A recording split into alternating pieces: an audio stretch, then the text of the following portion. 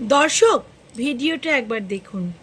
এত অত্যাচার, এসআইআরে এত ভোট কাটা, এনআরসিতে আবার ভোট কাটবে, যার জন্য ডিলিমিটেশন করতে গেছিল। ওটা মহিলা বিল নয়, ওটা ময়লা বিল। মহিলা বিল 2023-এর 25শে সেপ্টেম্বর পাস হয়ে গেছে, নোটিফিকেশন করেনি। জেনে রাখুন, আসল উদ্দেশ্য ছিল 543 জায়গায় 850টা না কটা সিট করবার, যাতে উনি জানেন আগামী দিন উনি জিতবেন না, উনি আসছেন না। লোকসভায় ঝামা ঘষে দিয়েছি মুখে।